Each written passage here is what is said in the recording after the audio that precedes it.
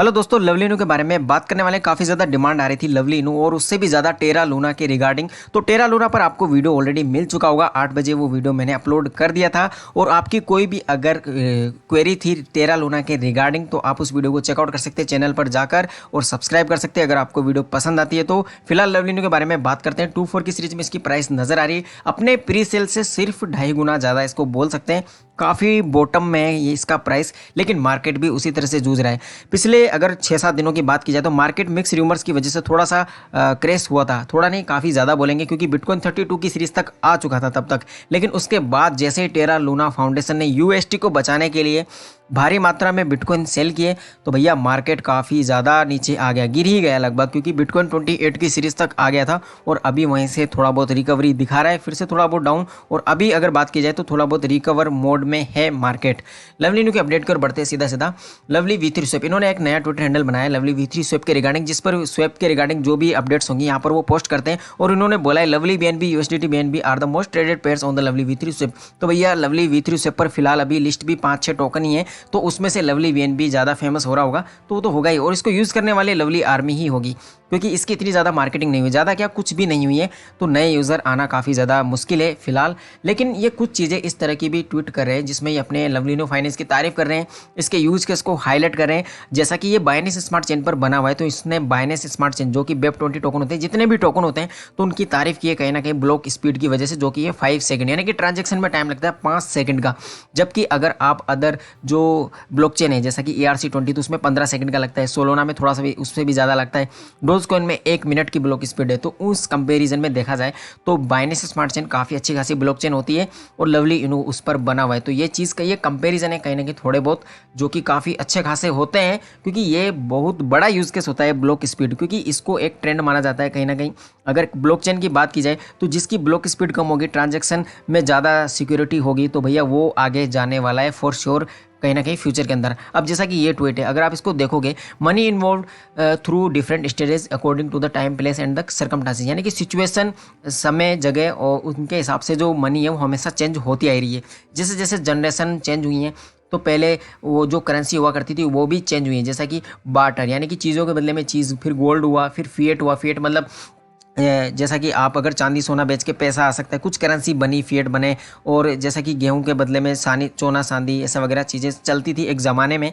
और अभी का ज़माना जो है वो क्रिप्टो का है, क्योंकि मॉडर्न ज़माने में जो करेंसी है वो क्रिप्टो करेंसी है और इसको वर्ल्ड की एक सिंगल करेंसी की तरह देखा जा रहा है। और यही इसकी खूबसूरती है, क्योंकि वर्ल्ड दुनिया के किसी भी कोने में आप चले जाओ, क्रिप्टो का प्राइस बिटकॉइन का अगर इंडिया में इतना है तो भैया USA में भी उतना ही होगा, सेम रहने वाला है। तो कहीं ना कहीं इससे वन वर्ल्ड वाली फीलिंग आती है और ये काफ़ी अच्छी चीज़ है कहीं ना कहीं क्रिप्टो की, यही सबसे बड़ी खासियत है। और इसको स्टार्टिंग में हाईलाइट भी किया गया था। और ट्रांजैक्शन के मामले में तो भैया कोई थर्ड पार्टी इन्वॉल्व नहीं है, तो बैंक को इस वजह से लफड़ा हो रहा है, जैसा कि इंडिया में आप देख सकते हैं हालात थोड़े बिगड़े हुए बैंकों की वजह से, ठीक है।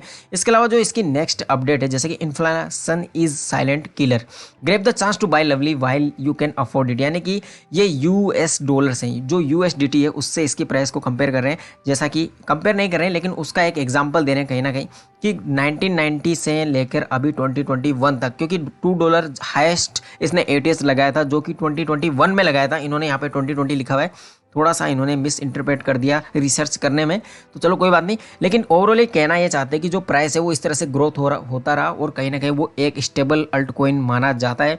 और लवली की भी यूज केस के मामले में काफ़ी आगे बढ़ गया है, हालांकि लोगों को पता नहीं चला है क्योंकि मार्केटिंग अभी तक हुई नहीं है उस लेवल की इस पर। अब जैसा ही एनिवर्सरी आती है तो वो एक होप है, क्योंकि जैसे इन्होंने वेबसाइट रीडिज़ाइन किया है तो वहाँ पर इन्होंने साफ साफ मेंशन किया हुआ है कि 10 एक्सचेंजेस पर ये लिस्ट होने वाला है एनिवर्सरी के दिन। तो ये अपने आप में काफ़ी बड़ी बात रहने वाली है। अगर उसमें से 2-3 एक्सचेंजेस भी टायर 1 एक्सचेंजेस होते हैं तो भैया इसका एक नया ATS देखने को भी मिल सकता है। जैसे कि आप जानते हैं इसकी प्री सेल से इसका पहला जो ATS बना था वो लगभग 20x था, यानी कि 20 गुना उसका प्राइस था। तो इस बार अगर ATS बनता है तो भैया 25 से 30 गुना भी वो हो सकता है। तो आपको भी प्रॉफिट पर ही फोकस करना चाहिए। $1 वाले भैया लोग अभी भी अगर उसके साथ चिपके हुए हैं तो वो लॉन्ग टर्म के लिए आपको सोचना पड़ेगा, कम से कम 2-3 साल आप होल्ड करके सोचिए। हालांकि अगर कुछ बड़ी बर्निंग हो जाती है या फिर कुछ ऐसा अमेजिंग कर देते हैं, जो कि इन्होंने ऑलरेडी किया हुआ है, अगर हाईडेस की बात की जाए तो उसमें इन्होंने काफ़ी ज़्यादा चूतियापा भी काटा है, हालांकि बर्निंग की थी 30 ट्रिलियन की। अगर उस तरह का कुछ लवली इनू में होता है तो भैया $1 जल्दी भी जा सकता है। लेकिन अभी के हिसाब से यही बोला जाता है कि 2-3 साल तो अभी इसको लगेंगे, इसके सारे प्रोडक्ट वगैरह आने में, इसकी बर्निंग वगैरह होने में। और अगली जो इसकी अपडेट है, जैसा कि मैं आपको दिखा रहा हूँ, जो इनका लास्ट ट्वीट भी था जो कि 24 घंटे पहले इन्होंने किया था, 21 घंटे पहले किया था, to achieve a diversified portfolio. पहली बात तो डाइवर्सिफाइड पोर्टफोलियो की एडवाइस मैं भी आपको हमेशा से देता रहा हूँ कि अगर आपका पोर्टफोलियो जितना भी है, सपोज 100% मैं लेके चलता हूँ, चाहे वो 10,000 हो, चाहे 1 लाख हो, चाहे 10 लाख हो, लेकिन 100% के परसेंटेज में अगर बात की जाए तो आपका, मैंने हमेशा से बोला है, 70 to 80% जो पोर्टफोलियो है वो होना चाहिए भैया अल्ट कॉइन के अंदर, और उसमें से भी 50% जो पोर्टफोलियो है वो सिर्फ स्टेबल प्रोजेक्ट्स के अंदर होना चाहिए। बिटकॉइन इथेरियम के मैंने हमेशा नहीं कहता हूँ, मैं स्टेबल कॉइन की बात करता हूँ, जैसा कि USDT हुआ, USDC हुआ, BUSD हुआ, क्योंकि इनमें थोड़ा बहुत ऊपर नीचे प्राइस फ्लक्चुएट होता रहता है, तो आप ज़्यादा अमाउंट के साथ 1-2% ट्रेडिंग करके भी अर्न कर सकते हो। हालांकि अल्ट कॉइन की बात की जाए तो भैया ये काफ़ी ज़्यादा कॉइन है, जैसे कि बाइनेंस है, डेफी है, कार्डेनो है, XRP जिले का, ये सारे काफ़ी अच्छे प्रोजेक्ट होते हैं, लेकिन इनको सारे को अल्ट कॉइन की कैटेगरी में डालने के बाद आप इसमें 30 से 40% अपना पोर्टफोलियो रख सकते हो। हालांकि लवली इन्होंने सलाह दी है कि 50% आपका जो पोर्टफोलियो होना चाहिए वो बिटकॉइन इथेरियम जैसे टोकन्स में होना चाहिए, 30% अल्ट कॉइन में होना चाहिए, 20% डेफी कल्चर में होना चाहिए, और खुद को भी डेफी कल्चर में इन्होंने माना है, क्योंकि इसके जो यूज़ कैसे वो डेफी जो प्रोजेक्ट होते हैं उनसे काफ़ी ज़्यादा मैच करते हैं। डेफी का एक अलग भी कैटेगरी होता है, सब कैटेगरी बोल सकते हैं, डेफी गेमिंग, तो कहीं ना कहीं ये सारी चीज़ें मिक्स कर रही हैं लवली इनू के अंदर, जैसा कि लवली गेमिंग प्लेटफॉर्म भी है, ऑडिट सर्विस भी ला रहा है, और खुद का एक्सचेंज भी लाने की बात करें, तो ये सारी चीज़ें कहीं ना कहीं उसी तरह के जो यूज़ केसेस है को दिखाती है, इसलिए इन्होंने डेफी कल्चर में अपने आप को रखा है। बाकी जो इन्होंने मीम कॉइन्स को अलग कैटेगरी में डाला है, इन्होंने बोला है कि 0% पोर्टफोलियो होना चाहिए मीम कॉइन के अंदर, जबकि लवली इनू फाइनेंस खुद भी एक मीम कॉइन है, और ये जो लॉन्च हुआ था तो इनका जो टैगलाइन था वो ये था, मीम टोकन रिवोल्यूशन। तो भैया ये बात करें तो थोड़ा अजीब सा लग रहा है, लेकिन इनका शायद कहने का मतलब ये होगा कि जो जिनका कोई यूज़ केस नहीं है, जिनका कोई प्रोडक्ट नहीं आ रहे हैं जिनके, तो उनमें इन्वेस्ट नहीं करना चाहिए। हालांकि यहाँ पर मैं इनको करेक्ट करना चाहूँगा, जो शिबा इनू है उसके यूज़ केस काफ़ी ज़्यादा बढ़ गए हैं, मेटावर्स में आ चुका है, NFT में आ चुका है, NFT मार्केट प्लेस हो गया है खुद का, वेले रेस्टोरेंट, इतनी ज़्यादा मर्चेंडाइज आ चुकी है, तो भैया शिबा इनू को तो टक्कर अभी ये नहीं देता है, और उसको कहीं ना कहीं ये मीम कॉइन की कैटेगरी में रख रहा है, जो कि मैं गलत मानता हूँ, क्योंकि शिबा इनू काफ़ी अच्छा स्ट्रॉन्ग प्रोजेक्ट निकल के आया है काफ़ी लंबे समय से अगर देखा जाए तो। और मेरा जो पोर्टफोलियो आपके अकॉर्डिंग होना चाहिए मीम कॉइन में, तो मीम कॉइन में आपको लगभग 5% अपना पोर्टफोलियो रखना चाहिए। अगर आपका पोर्टफोलियो काफ़ी ज़्यादा छोटा है तो आपको 10% रख सकते हैं, लेकिन उसमें भी इसका मतलब ये नहीं है कि आप सिंगल कॉइन में आप सारा पैसा डाल दो। भैया 10-15 देखो, अपने टॉप, अपनी खुद की रिसर्च करो, जो आपको गट फीलिंग आती है कि भैया ये 10-11 प्रोजेक्ट कभी स्कैम नहीं कर सकते हैं और आगे जाके ये काफ़ी बूम करने वाले हैं, तो उनमें आप थोड़ा थोड़ा इन्वेस्ट कीजिए तभी, क्योंकि मीम कॉइन में रिस्क भी उतना ही होता है जितना इनमें प्रॉफिट देने की क्षमता होती है। हालांकि अभी के हिसाब से अगर देखा जाए तो ये बोलना भी गलत है, भैया अल्ट कॉइन भी डुबा सकते हैं। टेरा लूना एक जीता ज़्यादा एग्जाम्पल है कि 7-8 हज़ार से 2 दिन के अंदर ही भैया ये 1 पैसे से भी कम प्राइस में आ चुका है।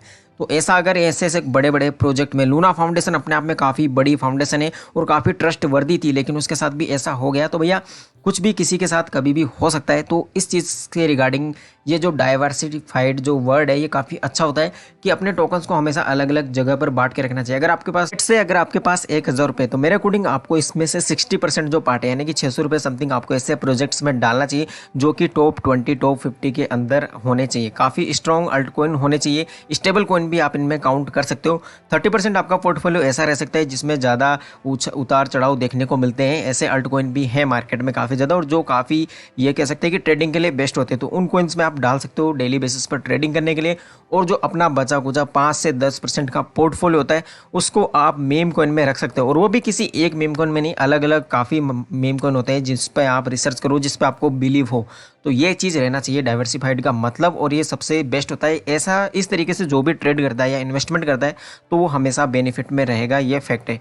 इसके अलावा अभी जो लेटेस्ट ट्वीट इसका देखने को मिला है आज की डेट में 58 मिनट पहले ये ट्वीट आया, ब्लॉकचेन टेक्नोलॉजी की तारीफ करें। हालांकि ये तो सच है कि ब्लॉकचेन एक ऐसी टेक्नोलॉजी है जो कि पूरा ट्रांजैक्शन सिस्टम, मनी जो करेंसी का सिस्टम है पूरा चेंज कर सकती है, इसको इतना आसान कर सकती है, कोई थर्ड पार्टी नहीं होगा, आदमी पीयर टू पीयर ट्रांजैक्शन कर पाएगा ब्लॉकचेन की वजह से। और सबसे बड़ी बात, काफ़ी ज़्यादा ईजी होती है, सिक्योर होती है और फास्ट ट्रांजैक्शन होते हैं। ट्रांसपेरेंसी इसमें फुल होती है क्योंकि इसमें कोई थर्ड पार्टी नहीं है, कोई एक्स्ट्रा चार्जेस नहीं होते हैं, सिर्फ जो ट्रांजैक्शन चार्जर होते हैं वो सिर्फ होते हैं प्लेटफॉर्म चार्जेस, इसके अलावा अदर कोई ट्रांजैक्शन फीस वगैरह नहीं होती। आप कहीं भी सेंड कर सकते हो पैसे, किसी भी देश विदेश में, आपको कोई कन्वर्टर नहीं चाहिए बीच में। तो ये चीज़ तो है, सबसे बड़ा यूज केस इसी को देखा जाता है ब्लॉकचेन के अंदर।